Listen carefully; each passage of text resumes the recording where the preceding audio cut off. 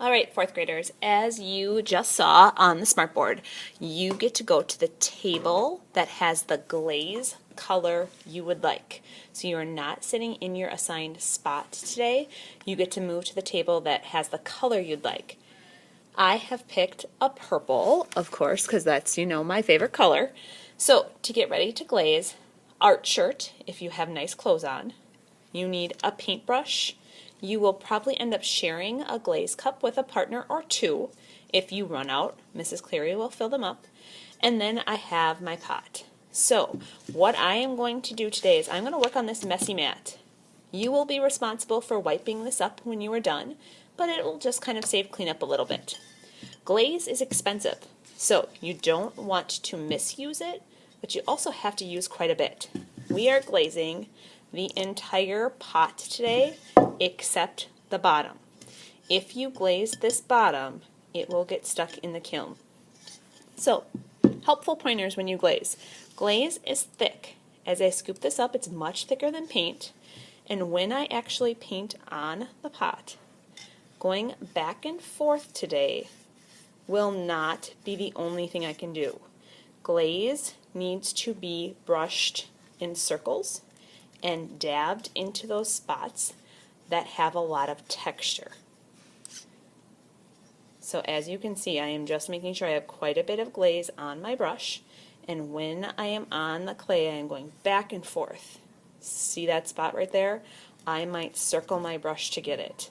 If I still have a spot that I can't get, dabbing it really helps.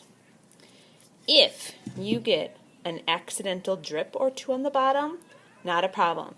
If you accidentally paint the whole thing, that's where it becomes a problem, and you'd have to see that I wipe it off. So just come and get me if that happens. Back and forth, swirling, dabbing. You're going to continue this all the way around the coils. On the top edge, lots of kids forget that, and the inside. You have a lot of surface area to paint today, even this bottom. So bottom, inside, top, outside, not where it sits on the table. When you have finished painting, glazing the entire coil pot, you're going to repeat this for a total of 3 times. That's 3 coats of glaze. Seems crazy, but you know how we just talked about weird things happening in that kiln? You want to make sure you have plenty of glaze so you get a nice dark color and your whole pot is glazed.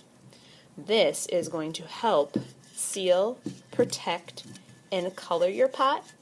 So if you wanted to eat out of this pot, you could. If you have spots you miss when you glaze, it's not going to be safe to eat out of.